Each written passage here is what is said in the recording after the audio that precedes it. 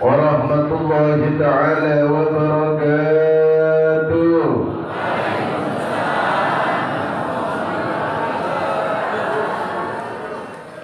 Yang jawab salam masih 50%.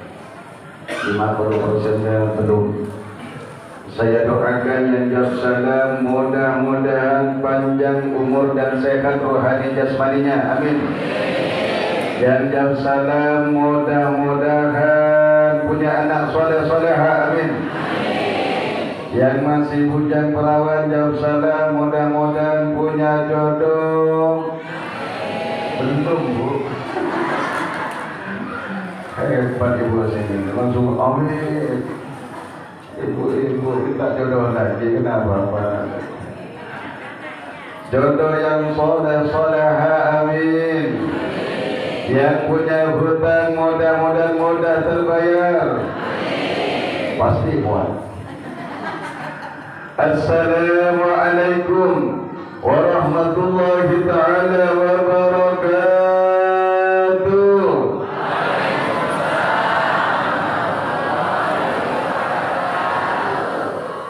Alhamdulillahi rabbil ka'bah alladhi asra bi'abdihi fi laylatin mubarakah minal masjidil haram alladhi kana bi Makkah ilal masjidil aqsa alladhi barakallahu hawlah liyuriyahu min ayatihi al-azimah.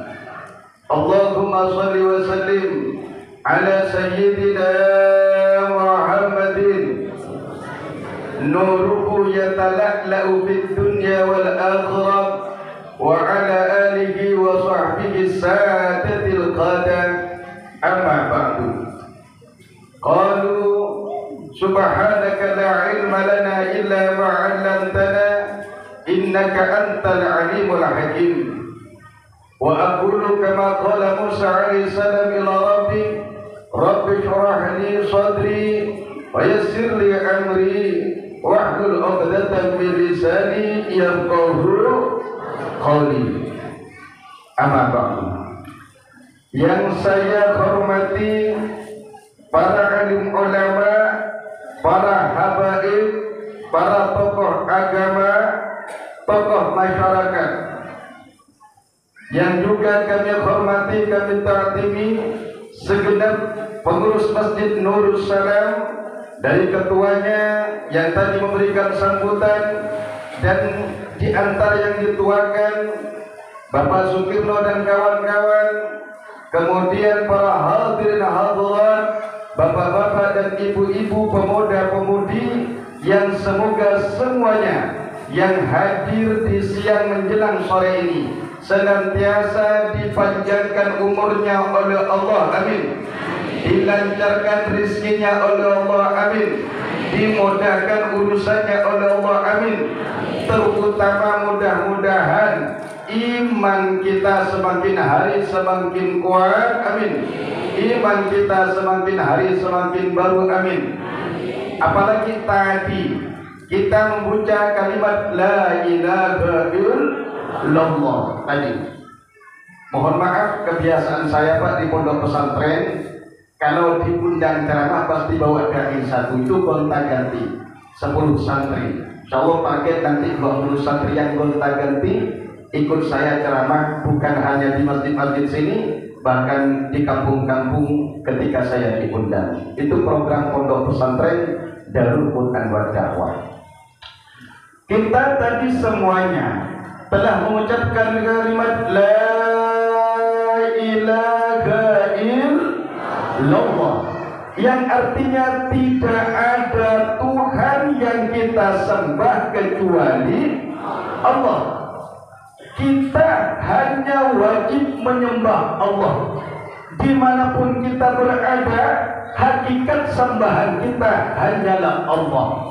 La maula ma'buda illallah. Tidak ada yang wajib disembah kecuali Allah. Kemudian naik levelnya lagi ke level yang kedua.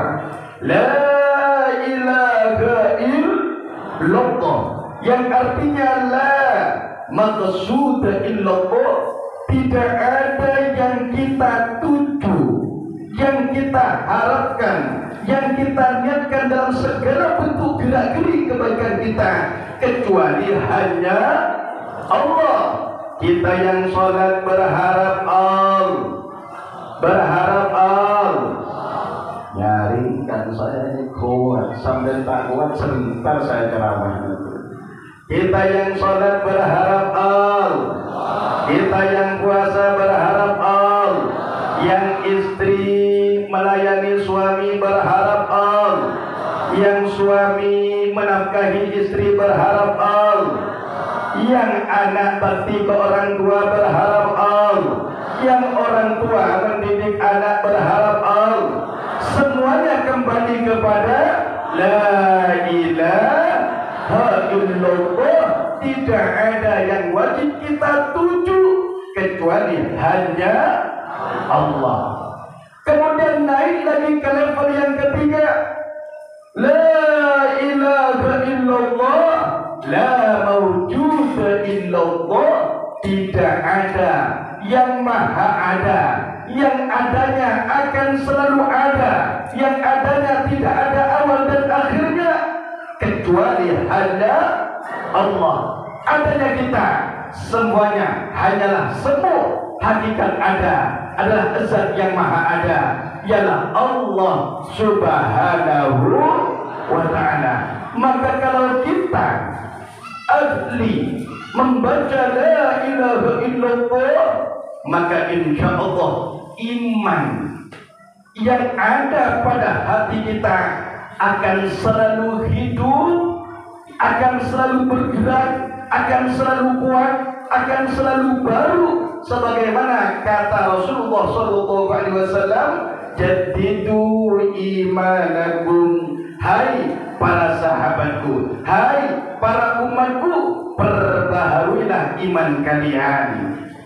Lalu sahabat tanya kepada Rasul, ya Rasul, kaifa nujaddidu imanana? Wahai Rasulullah, bagaimana caranya kami memperbaharui iman kami? Wahai Rasul, bagaimana caranya kami memperwangi iman kami? Wahai Rasul, bagaimana caranya kami memperkuat iman kami? Wahai Rasul, fa'adhiru min qawli la ilaha illallah, maka perbanyaklah kata Nabi dengan mengucapkan kalimat la ilaha illallah. Maka kalimat la ilaha illallah selalu kita baca setelah sholat. Silakan di rumahnya yang ibu-ibu menguatkan iman, la ilaha illallah, la ilaha illallah, la ilaha illallah. Sampai kalau bisa nangis ketika la ilaha illallah, seolah-olah kita berada di kuburan sendirian. Kita sedang disiksa oleh Allah, tubuh ini sedang dibakar dengan api neraka, sehingga ketika la ilaha illallah gemetar kita, menangis kita, maka insya Allah itulah kalimat-kalimat indah yang nanti akan dibutuhkan ketika sakaratul maut. Kita membutuhkan kalimat la ilaha illallah ketika berada di alam kuburan. Kalimat la ilaha illallah akan datang kepada kita ketika kita berada di padang mahsyar. Kalimat la ilaha illallah datang kepada kita bahkan ketika kita andai kata kita dilempar oleh para malaikat kepada api neraka.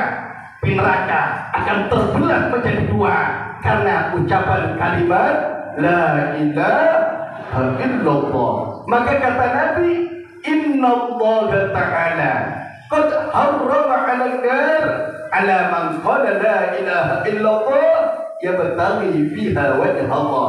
Sesungguhnya Allah Ta'ala telah mengharamkan orang yang mengucapkan kalimat la ilaha illallah, yang mana dengan kalimat la ilaha illallahnya dia hanya berharapkan Allah, ridho Allah, rahmat Allah, surga Allah, kemudian kedekatan dengan Allah. Simpel kalimatnya la ilaha illallah, tapi berapa juta triliun manusia yang tak mau mengucapkan kalimat la ilaha illallah.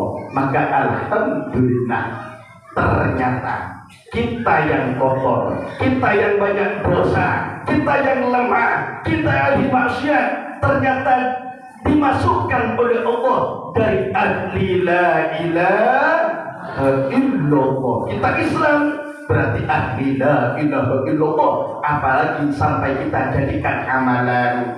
Misalnya ibu-ibu, bapak-bapak setelah kerja dari kantor masuk ke rumahnya, yang pakai tasbih, yang tak mau pakai tasbih silakan pakai tangan. Kalau tak punya tasbih beli ke toko-toko itu ada, tapi jangan beli ke toko makanan. Pegang la ilaha illallah, la ilaha illallah, la ilaha illallah. Lidah boleh kecil, hati kuatkan. 100. Man qala la ilaha illallah Muhammadur Rasulullah fi yaumin mi'ata marrah. Barang siapa yang mengucapkan kalimat la ilaha illallah Muhammadur Rasulullah dalam satu hari 100 kali, illa ja'a yaumal qiyamah wa wajhuhu kal-qamar lailatal badri, maka dia telah datang di hari kiamat, wajahnya berseri-seri seperti bulan purnama. Kalau pakai bedak hanya glowing di dunia. Bedak malam, bedak siang, bedak sore. Nah, Pak Ibu yang tahu, bapak-bapak mana tahu. Kalau bapak-bapak itu celak saja, celak ini sunnah, Pak, celak. Tapi tak satu pincu, Pak. Sunnah. Terutama hari Jumat sampai celak. Sunnah, Pak, dan celak. Terutama perhiasan ibu-ibu itu celak. Celak itu perhiasan. Paling utamanya perhiasan perempuan itu celak itu. Paling utamanya perhiasan laki-laki, kata ulama, kefasihan al-fasahah. Maka belajar fasih. Bismillahirrahmanirrahim. La a'udzu billahi minasyaitonir rajim. Bukan a'udzu billah, salah. Bismillah, qul a'udzu birabbin nas, bukan qul a'udzu birabbin nas. Atau qul a'udzu birabbin nas, salah. Berarti al-fasahah, kefasihan. Dan ini bisa kita pelajari. Allahumma shalli ala sayyidina Muhammad. Baik, pertama kita bersyukur kepada Allah. Alhamdulillah, nikmat Allah sangat banyak kepada kita. Banyak sekali nikmat Allah. Kita dari kecil, mulai dari alam perut sampai sekarang, Bu, kita tidak bisa memungkirkan nikmat yang Allah berikan kepada kita. Kita bisa duduk dari muda sampai tua, bisa baring-baring, bisa duduk. Kadang sakit pinggang karena kerja, masih bisa duduk bersama-sama bermajlis di masjid yang kita banggakan ini, Masjid Nurus Salam. Arti nur cahaya, assalam keselamatan. Insya Allah yang hadir di sini mudah-mudahan menjadi sebab keselamatan kita di dunia dan akhirat. Sesuai tema surat At-Taubah ayat 18, itu artinya saja. Bismillahirrahmanirrahim. Hafal Arabnya, hafal Qurannya?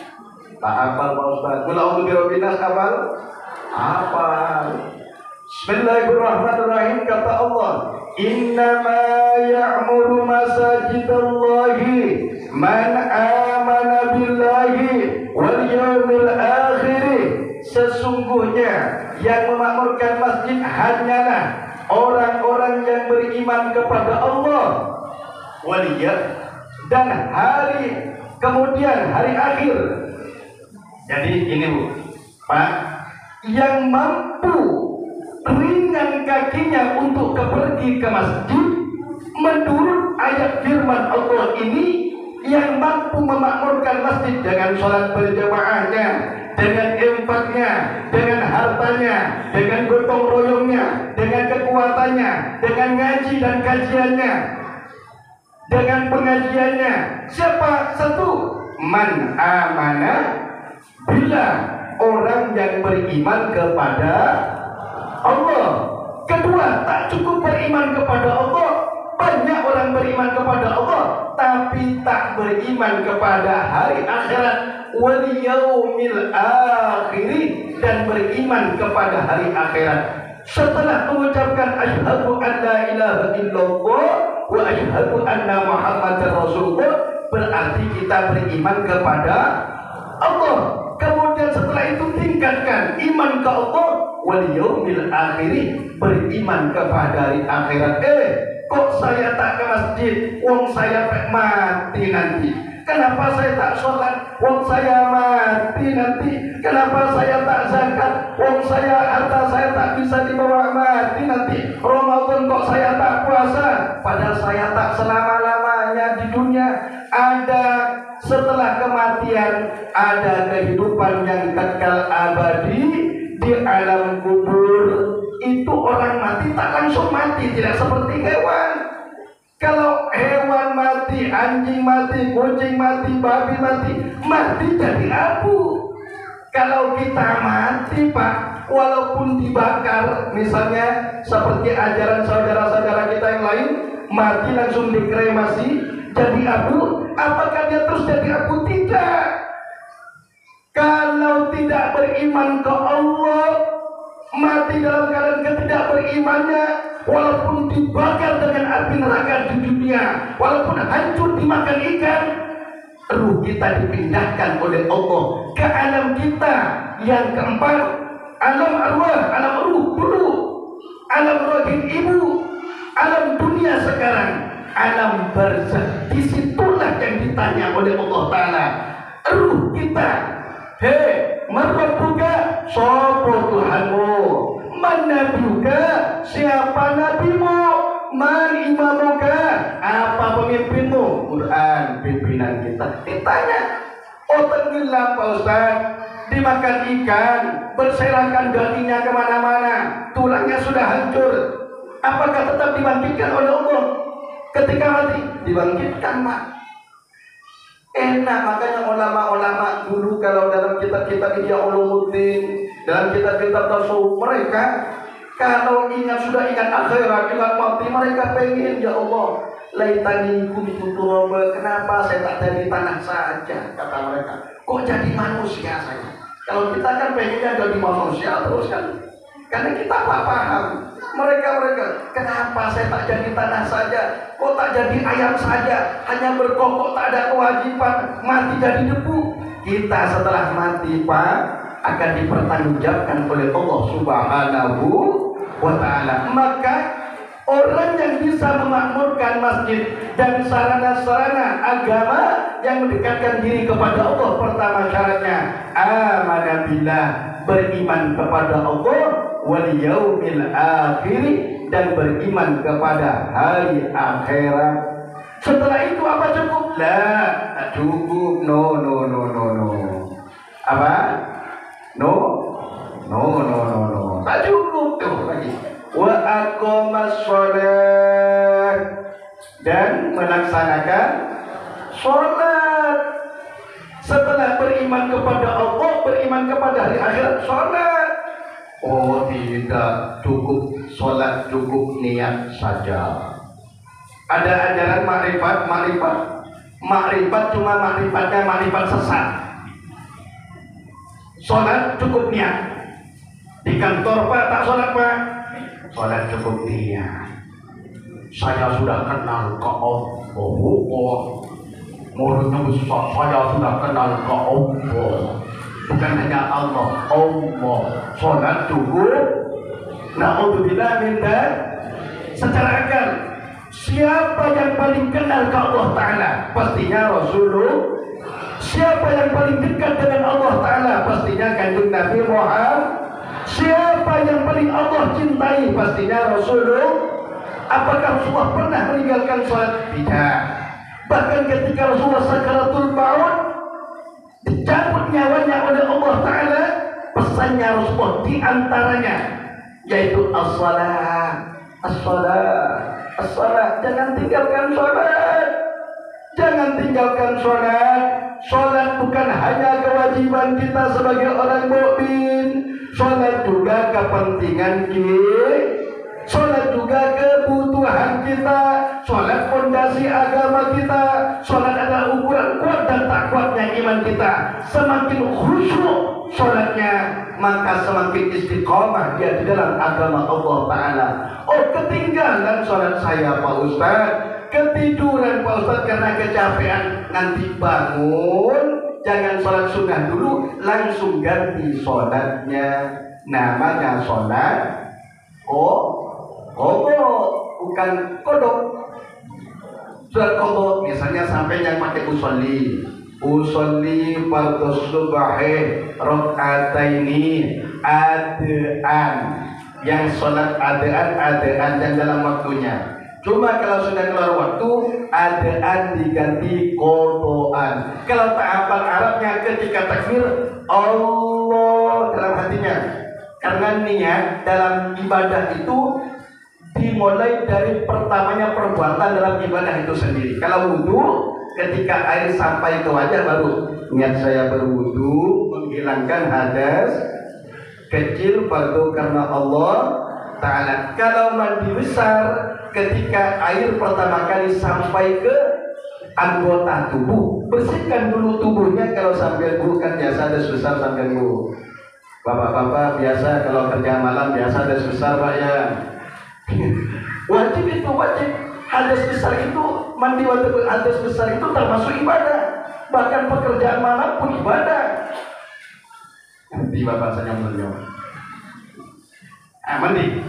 Kalau tak mandi hadas besar tidak diniati, walaupun mandi 100 kali masih belum dikatakan suci.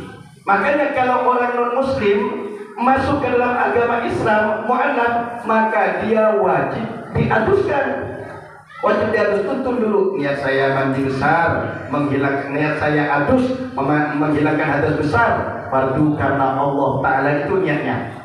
Kalau hafal nawaitul husla li rohil hadatil akbari fardhon lillahi ta'ala. Kalau tak hafal harapnya, ketika sudah bersihkan ini atau setelah haid, sampai setelah haid, setelah melahirkan nifas, kemudian setelah hubungan suami istri, setelah selesai mau mandi besar, bersihkan dulu. Pengetahuan sunnahnya bersihkan dulu, bersihkan, baru ambil air. Bismillah.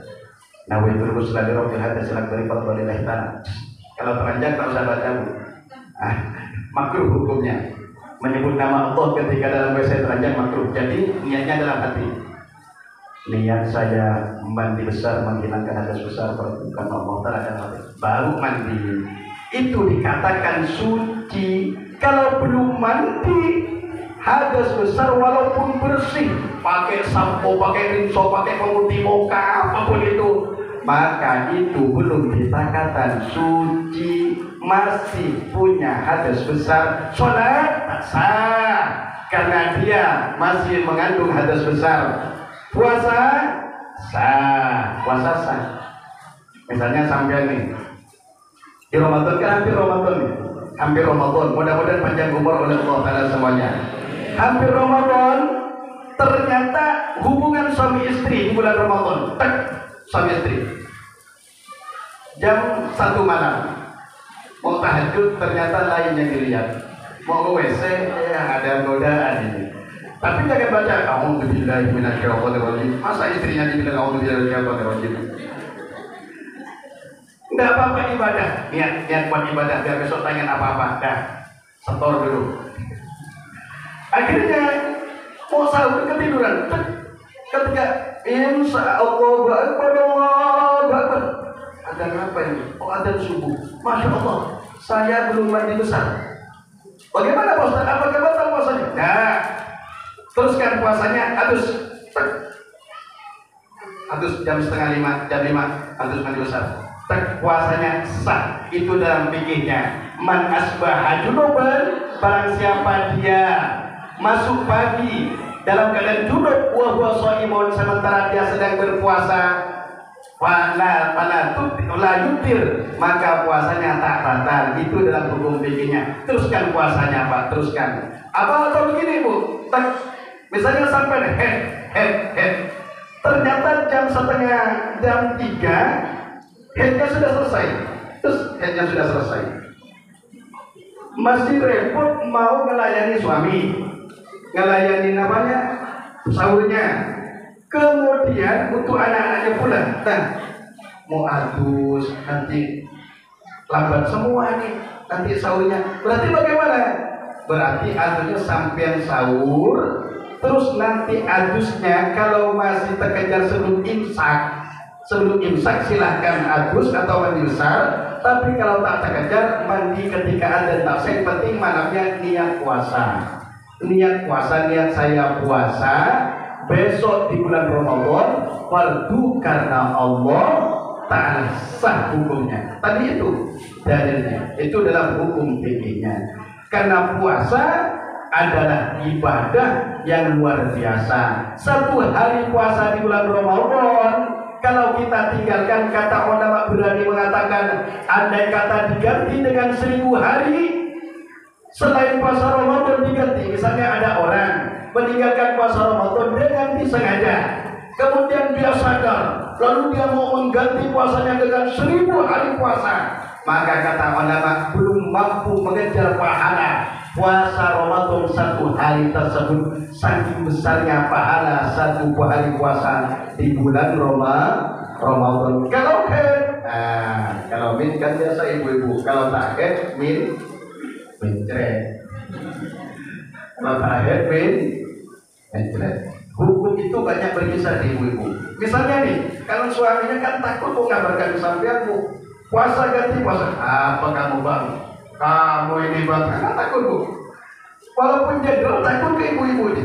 Tanya, Nabi Adam alaihissalam, Nabi Adam itu Nabi pertama, tapi tergoda melalui Siti Hawa.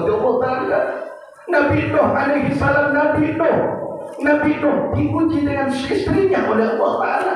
Tak bisa Nabi Nuh sampai ada anaknya Nabi Nuh alaihissalam.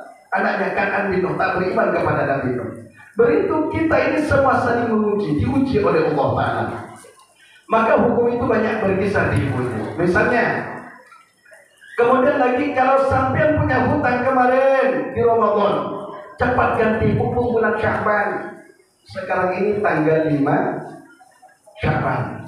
Doa bareng-bareng, mudah-mudahan oleh Allah diberkahi Sya'ban kita, disampaikan Ramadan. Amin Allahumma amin. Mari doa. Allahumma barik lana fi Rajab wa Sya'ban wa ballighna Ramadan ighfir lana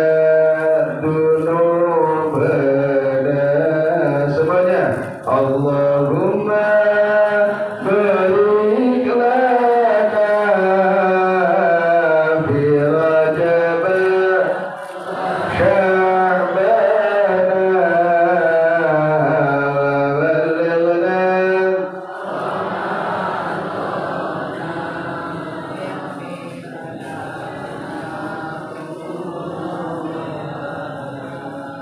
Doanya yang begini terakhir.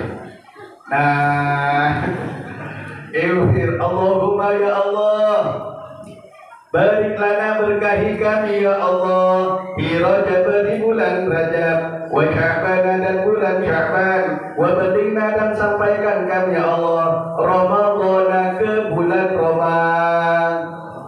Ditambah waghfir lana dzunubana, dan ampuni dosa kami. Itu untuk mengindahkan syair. Bagi yang ahli syair, ahli lagu-lagu hadar, itu untuk pengindahan. Coba lagi ya, jangan. Nah, tapi tak apa daripada saya ikut. Allahumma barik lana fi Rajab Sya'ban wa ballighna Ramadan ighfir lana dzunubana ya Allah.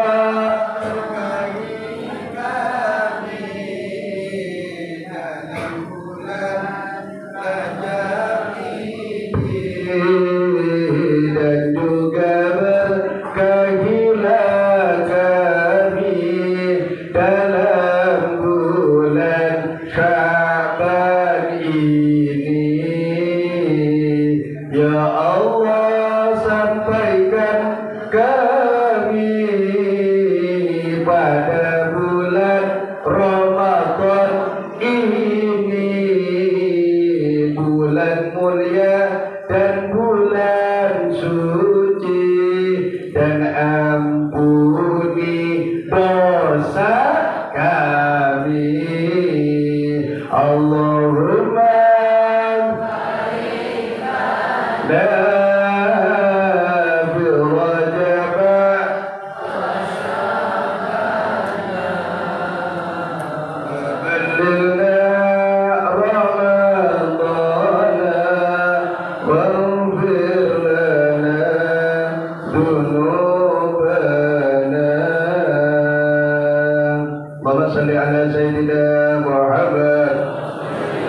Baik, mumpung masih kita bahas Ramadan, karena hampir ilmu Ramadan itu penting, karena hampir Ramadan. Kalau punya hutang kemarin yang hamil menyusui di bulan Ramadan kemarin, ternyata punya hutang sekarang.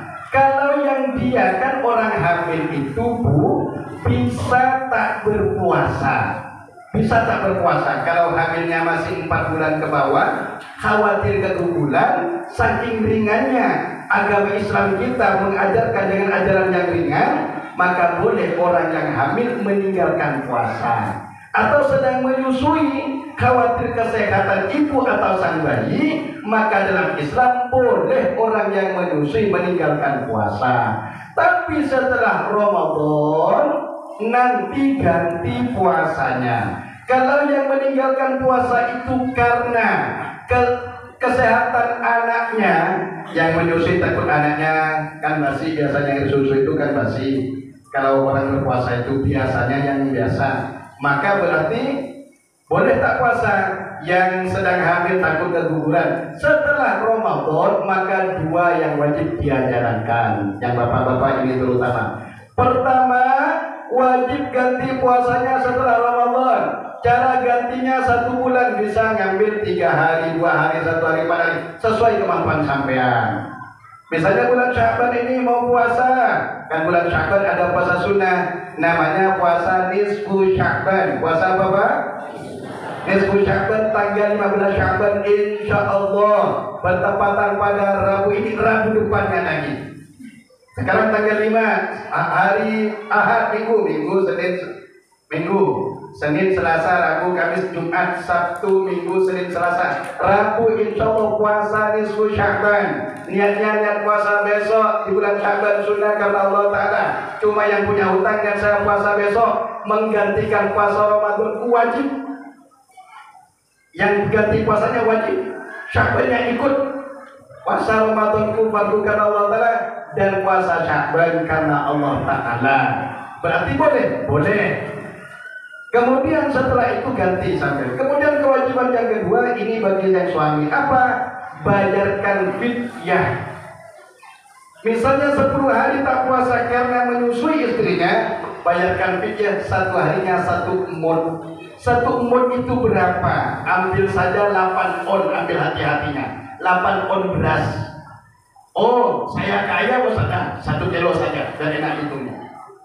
Berarti kalau 10 hari berapa kilo Bu? 10 ke?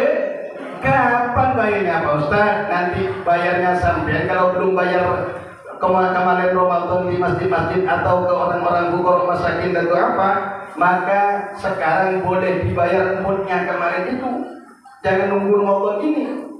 Kemudian kalau sudah bayar kemarin berarti tinggal puasanya saja diganti. Kalau ada sampean misalnya sakit parah, yang bapak-bapak kemarin sakit parah di Ramadan, setelah Ramadan ternyata sehat, bisa berpuasa, tapi belum mengganti puasanya, mumpung bulan Ramadan datang, ganti sekarang. Karena kalau setelah Ramadan nih punya hutang misalnya 3 hari karena sakit kemarin, tidak diganti-ganti sampai Ramadan ini, maka setelah Ramadan yang akan datang, Ramadan ini, maka setelah Ramadan tetap wajib diganti Ramadan yang kemarin. Dan 2 kewajibannya, 1 ganti Ramadan yang kemarin, 2 wajib bayar fidyah, bayar mud karena dia telah mengganti puasanya lepas dari Ramadan yang kedua. Itu hukumnya. Kemudian bagi yang sakit parah, punya nenek, punya kakek, punya orang tua payah sakit, andai kata puasa, secara akal dia mati, secara akal, bukan secara ajal. Kalau sudah tak mampu, gemetar, apapun kalau puasa dia sakit parah, maka itu bayarkan fidyah.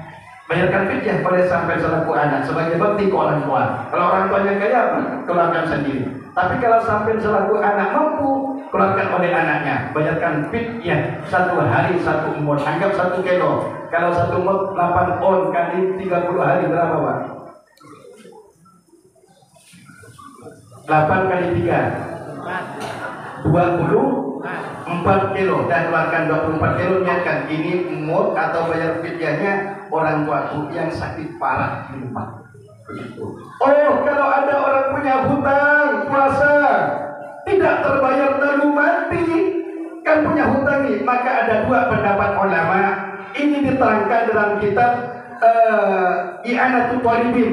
Diterangkan ada 2 pendapat ulama. Ada orang punya hutang puasa, mati belum dibayar, ingat anaknya, bapak kita musyawarah lah anaknya, bapak kita sudah punya hutang Ramadan kemarin. Bagaimana ini? Maka musyawarah ada 2. Bisa satu ulama bisa digantikan puasanya oleh ahli warisnya. Misalnya 30 hari, ternyata punya anak 5, punya cucu 10, berarti 15 sudah. Udah, kita rembukan puasa kita 2 harian, mengganti puasa ayah kita dan nenek kita yang telah wafat. Kita puasa semua. Niatnya bagaimana? Niat saya puasa besok menggantikan puasa, sebut namanya, fardu karena Allah Ta'ala. Itu menurut pendapat ulama yang satunya. Menurut pendapat ulama yang satunya, udah, jangan bayar puasa, tapi bayarkan fidyah, berarti sama-sama boleh. Dibayarkan fidyah boleh, dibayarkan puasa diganti puasakan boleh oleh ahli warisnya. Dan itu ada dalilnya dalam hadis Sahih Bukhari di bab puasa Ramadan. Kemudian di Ramadan kita juga ada namanya sholat tarawih. Insya Allah di sini penuh, insya Allah. Awal-awal penuh, 3 hari penuh, tengah-tengah sisa makin maju.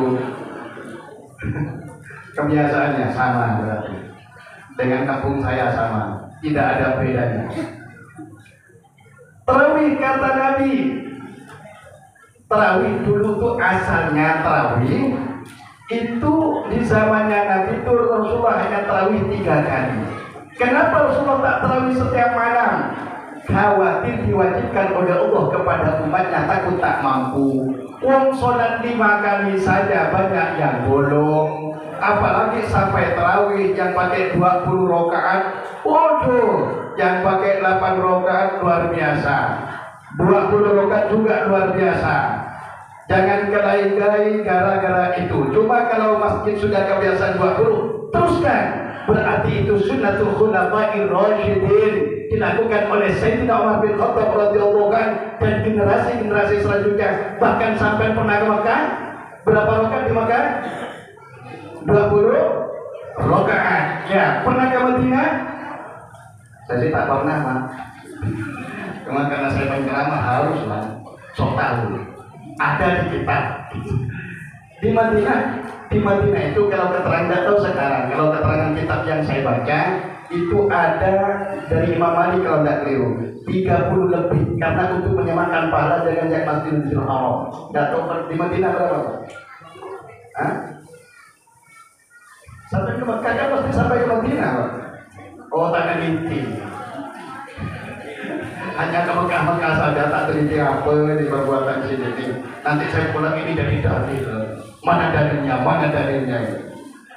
Lah di Mekah sampai sekarang 20 rakaat. Kalau di sini berapa, Pak? Di sini 8 ya. Iya, terus 8 teruskan tak apa-apa. Jangan satunya kata imam, oh, saya ini 20, saya 8. Lalu bertombok lagi itu, bubar tarawihnya. Yang itu akhirnya itu yang lebih haram itu. Yang berdebat itu. Padahal yang 8. Wong sholat tarawih 2 rakaat saja boleh. Iya, Pak. Boleh tidak sholat itu tarawih 2 rakaat? Boleh, kan sunnah. Paling sedikit 2 rakaat, paling banyak 20 rakaat. Cuma kalau masjid sudah kebiasaan 20, jangan berubah, teruskan sampai hari kiamat. Allahumma sholli ala sayyidina Muhammad. Kalau yang 8 terserah sampean, mau dirubah silahkan, tak dirubah silahkan. Yang penting setiap malam Ramadan itu ada menghidupkan malam. Karena apa kata Nabi? Hadis ini didengarkan oleh Sayyidina Ali bin Khattab.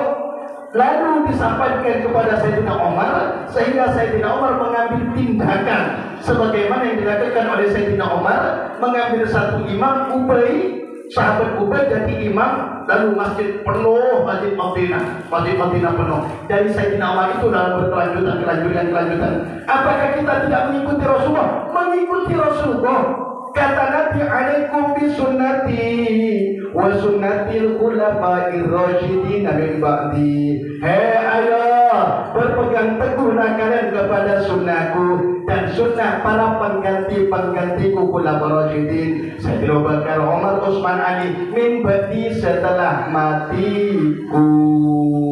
Tuh, kita sunnah. Jadi kata Nabi, indah halal arsy maudi'an, sesungguhnya di sekitar arasy singgasana Allah itu ada tempat, wa minan nur, tempat itu diciptakan oleh Allah dari cahaya, yusamma hadiratul qudsi, diberi nama oleh Allah hadiratul qudsi, biha malaikatun, di tempat hadiratul qudsi itu penuh dengan malaikat, la yusi adadahum illallahu, yang tak bisa menghitung jumlah malaikat ini saking banyaknya kecuali Allah Ta'ala. Apa perbuatan mereka? Ya'budunallaha, mereka beribadah kepada Allah, ibadatan dengan ibadah, layak turuna sa'atan, tak pernah putus walaupun sedetik pun ibadah malaikat ini. Akhirnya nih intinya, insya Allah jadi penyemangat bagi kita Ramadan. Niatkan dulu, nanti Ramadan insya Allah semangat. Fa'idha kana layali syahri Ramadan, apabila bulan-bulan malam-malam bulan Ramadan telah tiba, istadana rabbahum ayanzilu ilal ardi, malaikat-malaikat ini minta izin kepada Allah untuk turun ke bumi, fayusalluna ma'a bani Adam, untuk sholat berjemaah dengan bani Adam, manusia yang sering sholat berjemaah. Sholat berjemaah, minimal sholat isyaknya berjemaah. Kalau sampai ada keperluan, sholat isyak berjemaah.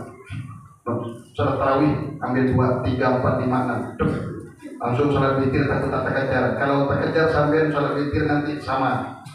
Karena sholat witir dan sholat tarawih itu selain sunnah juga sunnah berjemaah. Kalau di bulan Ramadan, selain sunnah juga sunnah berjemaah. Jadi yang sholat witir sambil berjemaah dapat 2 kesunahan. 1 sunnah witirnya, 2 sunnah berjemaah witirnya. Bulan Ramadan langsung keluar witirnya nanti kalau mau sahur misalnya. Kemudian witir. Kemudian mereka ini minta izin. Nah ini, fakullu man masahum, kata Nabi, siapa saja yang kulitnya menyentuh malaikat yang sedang sholat dengan kita, yang turun dari hadiratul qudsi, yang tidak tahu jumlahnya kecuali Allah, berarti sopan ke masjid-masjid yang mana? Bukan hanya Masjid Nurul Salam saja yang dapat, Pak. Walaupun surau dapat, yang terawih di surau. Apa yang terawih di surau dapat? Oh, kata Pak Ustaz itu tadi malaikat hadir hanya masjid, enggak. Yang diterawih di surau juga dapat. Terawih di surau, terawih di masjid-masjid, surau-surau dapat. Fakullu man masahum, maka siapa saja yang menyentuh malaikat ini, tak sengaja Allah Akbar, ternyata tersentuh kulitnya. Au masuhu, atau malaikat ini menyentuh kita, sa'adatan lais qobak dan abada, maka malaikat kita yang tersentuh ini, dia akan mendapatkan kebahagiaan yang tidak akan celaka selama-lamanya.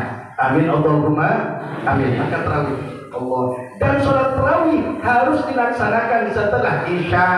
Tak sah hukumnya tarawih dan witir kalau belum sholat isya. Kan ada biasanya jemaah tuh, tiba-tiba makmum sudah sholat tarawih, lalu dia ikut sholat tarawih. Oh, sholat isya, tarawih, padahal belum sholat isya. Apakah sama? Tak sah sholat isya dulu. Bagaimana saya mau berjemaah? Tidak apa-apa sampai sholat isya berjemaah bermakmum kepada orang yang sedang imam yang sedang sholat tarawih, itu boleh, hukumnya sah dalam fikih. Sampai di sholat isya misal tuh lewat, ternyata tarawih kurang, yang ngambil 10 kurang 6 rakaat, atau yang ngambil 8 kurang 4 rakaat. Berarti bagaimana cara kita sampai ikut bermakmum kepada yang sholat tarawih? Usolli fardhu isya'i arba rakaatin wa Allahu akbar. Nanti imam assalamualaikum salam sampai naik lagi. Asal yang penting gerakan sholatnya sama. Jangan bermakmum kepada gerakan sholat yang beda. Contohnya apa? Sholat jenazah. Sholat jenazah kan tak? Allahu Akbar. Orang sholat jenazah sampai usolli fardhu biha barokatin mutak. Tak boleh. Apalagi yang tak boleh berjamaah itu tak sah. Sholat khusyuk dan sholat khusyuk, gerhana matahari dan gerhana bulan. Misalnya ada orang sholat zuhur, ternyata di masjid ada orang sholat gerhana bulan. Itu sholat gerhana bulan kan rukuknya 2 kali, maka tak boleh hukumnya berjamaah ke situ. Selama itu cocok gerakan sholatnya, maka boleh berjamaah. Yang sunnah berjamaah ke fardu boleh, yang fardu berjamaah ke sunnah boleh. Nanti setelah sholat isya barulah sholat tarawih, kemudian ikut sholat witir. Sholat witir ada 2 cara. Satu caranya boleh 3 rakaat berturut-turut boleh. Usolli sunat tarawih salasa rakaatin witir.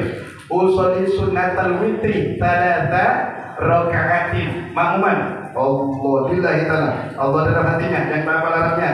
Niat saya salat witir 3 rakaat bermakmum karena Allah taala.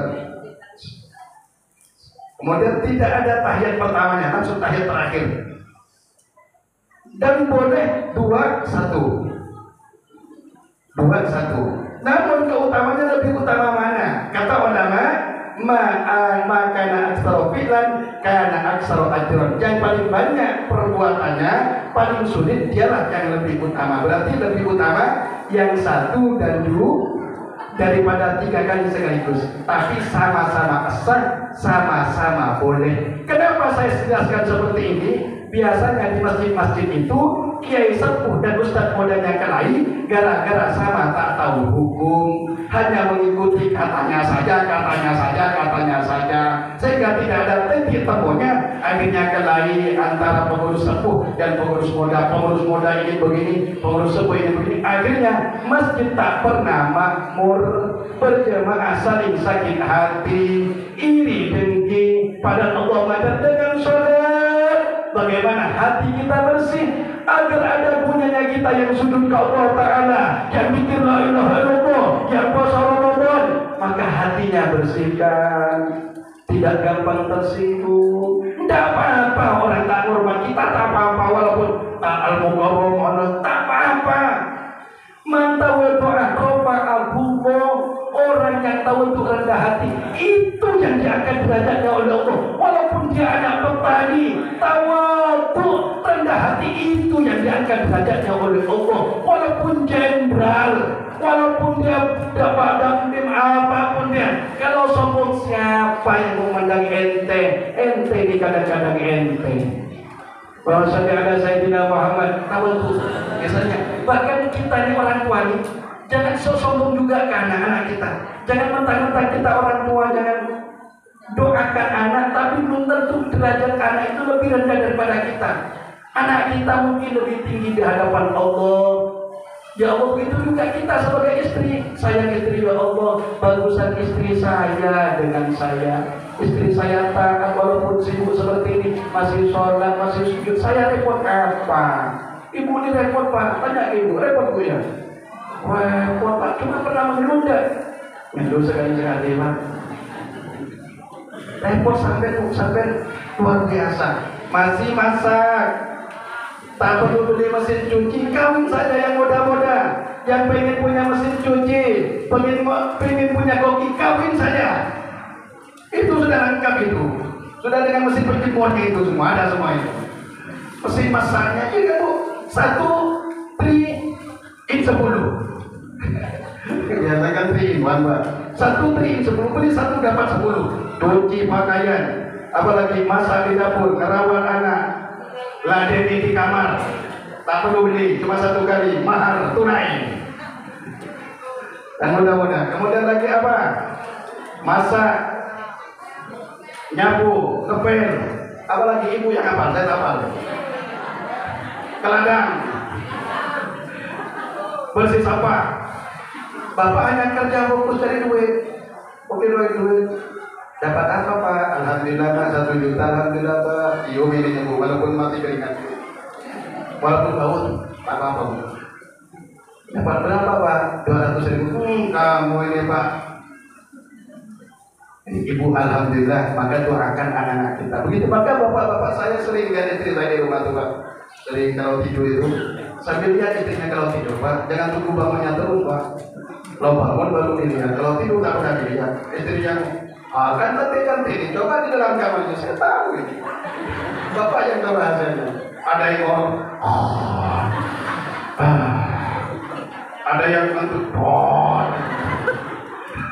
kalau kentutnya pengantin baru sih enak, Pak. Bau nangka katanya. Mas, maaf kentut, Mas, tidak apa-apa deh, bau nangka kentutnya. Coba pengantin lama, bapaknya tidur-tidur, ibunya nahan tak mampu itu, karena ada nyambut tamu di luar. Nah, kalau kentut di belakang, di depan tamu kan malu. Akhirnya masuklah kamar dia. Maaf Pak ya. Bapaknya kebangunan. Kamu ini deh apa deh? Orangnya keluar tapi baunya dalam, menyeramkan.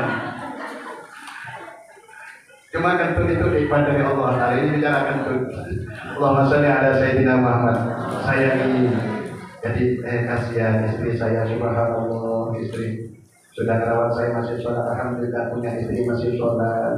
Bapak-bapak syukuri, alhamdulillah Allah punya suami masih sholat, Allah punya anak masih sholat, alhamdulillah. Dan punya anak, Bu, terakhir jangan lupa didik agamanya. Jangan sampai di masa sekarang ini, jangan sampai anak-anak kita tak pandai ngaji, jangan sampai. Tadi luar biasa korinya, yang ceramah luar biasa itu kan kecil-kecil tuh. Kalau tak belajar tak mungkin seperti itu, Pak. Pasti belajar al-ilmu bita'allum. Ilmu itu pakai belajar. Walaupun tua bisa belajar, cuma kan sudah lidah sudah keras sudah. Audu. Cuma belajarnya itu luar biasa itu. Berarti dia sadar waktu tua. Waktu muda dia tak sadar. Kemana kamu waktu tua, waktu muda? Cuma alhamdulillah mau belajar.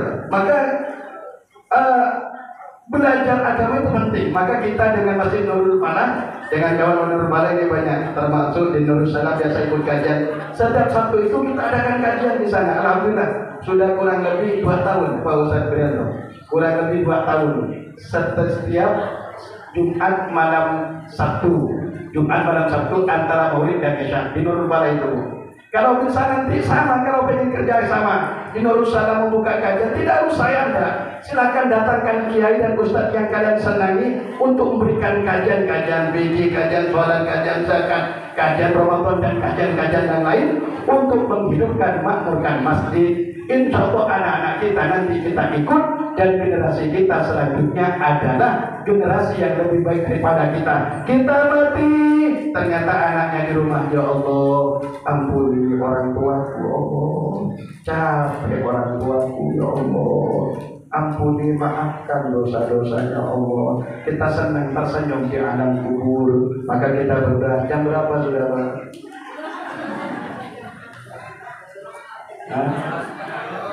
14. Adzan jam berapa? Lanjut apa tidak? Salatullah salamullah ala taha rasulillah. Salatullah ala yasin habibillah. Salatullah semuanya.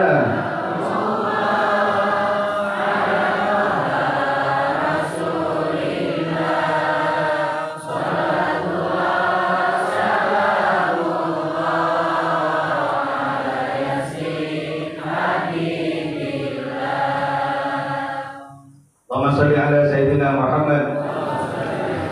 Kemudian anak-anak kita didik. Jangan sampai anak-anak kita tidak dididik. Akrimu auladakum, kata Nabi, muliakanlah anak-anak kalian. Fa inna man akrama auladah akramahullahu bil jannah. Barang siapa yang memuliakan anak, mendidik anaknya hingga anaknya kenal ke Allah, hingga anaknya kenal ke Rasulullah, hingga anaknya sujud kepada Allah, maka nanti orang tua seperti itu akan dimuliakan oleh Allah Ta'ala di hari kiamat. Bahkan sampai punya anak mati bayi, kemudian sampai sabar, ya Allah, inna lillahi wa inna ilaihi raji'un, sabar.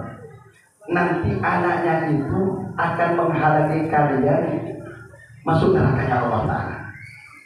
Ketika anak-anak tersebut, bayi-bayi yang mati, bayi-bayi disuruh masuk surga sama oleh Allah. Kalau bayi mati itu dijadikan gilmanul jannah, pelayan-pelayan surga. Kalau bayi mati, maka ketika bayi mati disuruh masuk surga, bayi masuk surga semua. Nangis bayi ini, tidak, kami tidak mau malaikat masuk surga kecuali orang tuaku bersama kami tak mau. Akhirnya disuruh cari orang tuanya.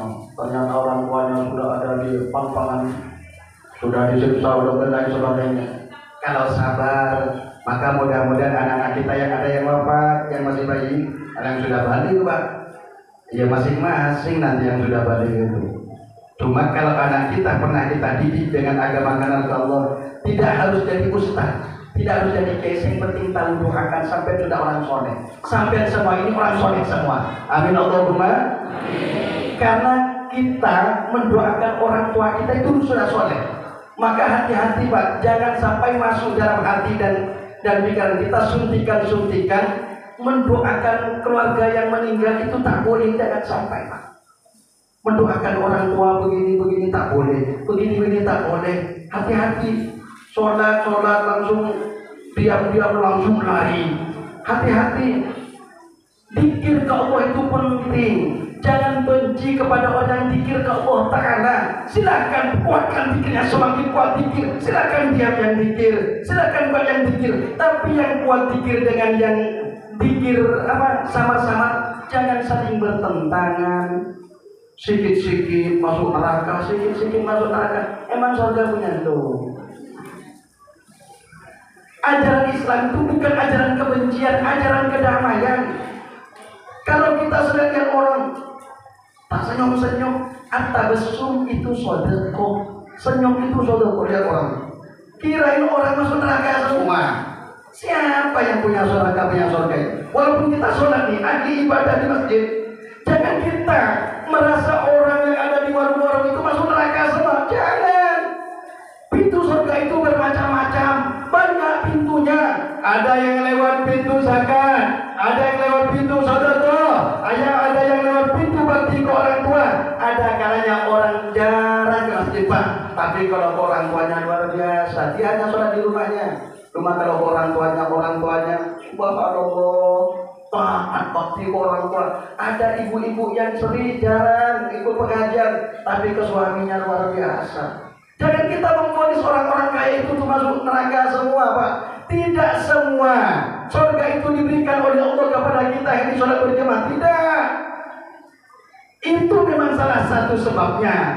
Tapi kita kan tak tahu amalan mereka yang jadi sapam di luar itu. Yang jadi sapam, tak sholat tarawih, Pak sapam masuk neraka, Pak sapam nih. Jangan. Oh Pak sapam itu jaga keamanan sampai di komplek-komplek itu. Sampai sholat berjamaah aman, sampai sholat tarawih aman. Akhirnya jadi Pak sapam, jadi apa tuh lagi itu apa namanya? Security bahasa sekarang. Bekerja di mall-mall. Yang penting kan mereka wajibnya saja Pak sholat Pak. Sunnahnya itu tambahan untuk mengangkat derajat kita di sisi Allah. Jangan mentang-mentang kira kurang tarawih dari masjid. Lihat security sedang jaga di market-market, kemudian di bank-bank. Masuk neraka security. Masuk neraka. Coba kalian kuatkan security. Kamu masuk neraka, takut kena security Pak. Dan macam-macam. Jangan lihat pada orang Rasulullah. Kan kita kan meneladani Rasulullah, kita umatnya Nabi. Rasulullah SAW jangankan orang Islam. Sampai Rasulullah nangis, ya Allah, maghfir li ummati Muhammadin. Ampuni dosa umatnya Muhammad Allah. Warham ummata Muhammadin. Sayangi umat Muhammad ya Allah. Wa'afi ummata Muhammadin. Selamatkan umatnya Nabi Muhammad Allah. Rasulullah sayang semua ke kita. Ke yang sholat Rasulullah sayang, ke tak yang sholat Rasulullah sayang kok sampai tak sholat. Padahal dahil diberikan oleh Allah untuk sujud, bukan hanya untuk uang pori-pori dokter apa sampai tak sholat. Yang pergi ke apa tuh? Salon kelas itu, salon apa? Sampai 3 jam diri tunggu sampai mau tak selesai ngomongkan. Tunggu nanti itu. Kalau Allah Ta'ala sudah menghendaki syukur ke Allah. Allah cukup datangkan satu bisul besar, satu kali besar. Kira-kira cantik mana? Jangan gara-gara kesadaran lupa sholat dulu Pak, tunggu bentar. Sholat. Allah, punya kamar sini, saya nomornya nomor sholat.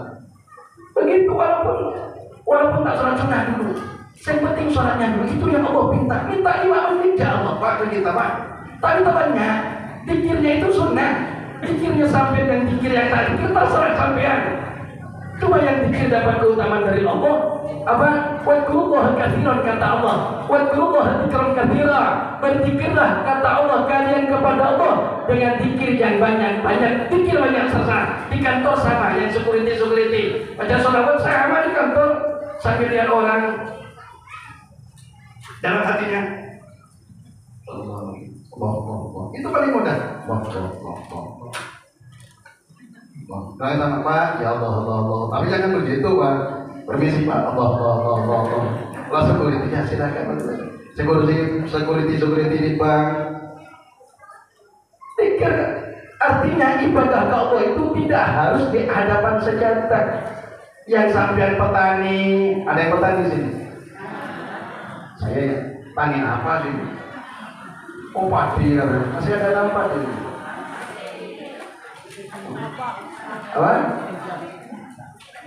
Habis ini sudah banyak tanah-tanah sudah tumbuh perumahan semua. Berarti kerjanya apa? Banyak kerjanya sampai itu jualan, sambil gurih kerupuk, titip ke warung-warung niat kaki anak. Itu ibadah semua ke Allah Ta'ala.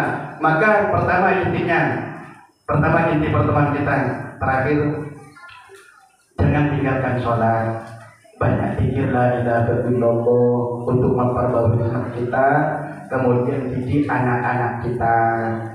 Didik informasi saja bahwasanya di Pondok Pesantren Darul Quran Dakwah itu tahun ini kita menerima SMP dan SMA.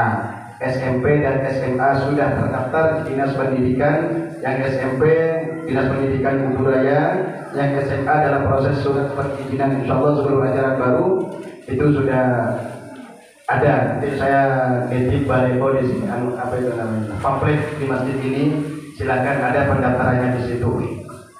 Bagi yang mengusulkan anaknya silakan 5 program Tahfiz Quran, baca kitab kuning ala bahasa Indonesia, dan hadis-hadis Nabi. Alhamdulillah kemarin ada yang hafal hampir 200 hadis kita lombakan. Kemudian dari cilik biasa kalau kita ceramah pasti bawa anak-anak. Kemudian penulisan buku-buku Islami. Alhamdulillah santri-santri SMP kita sudah ada nulis buku, 10 orang yang nulis buku. Ada yang gami, ada yang novel, ada yang puisi dan lain sebagainya. Kemudian yang kelima IT, komputer. Kami sediakan kantor santri berkarya. Jadi kan santri-santri yang tangannya begini terus, di rumahnya main HP terus. Jadi kalau ke pondok begini tetap begini, tapi jadi buku. Tangannya yang begini itu jadi buku. Nah ini banyak. Mudah-mudahan bermanfaat oleh Allah. Terakhir saya mohon maaf apabila ada salah-salah yang salah. Semua itu dari kebodohan dan fakir pribadi. Kalau benar, mudah-mudahan bermanfaat, teriring dengan rahmat dan hidayah Allah Subhanahu wa taala. Mungkin hanya ini dapat saya sampaikan. Terima kasih atas perhatian, mohon maaf atas kekurangan. Wassalamualaikum warahmatullahi taala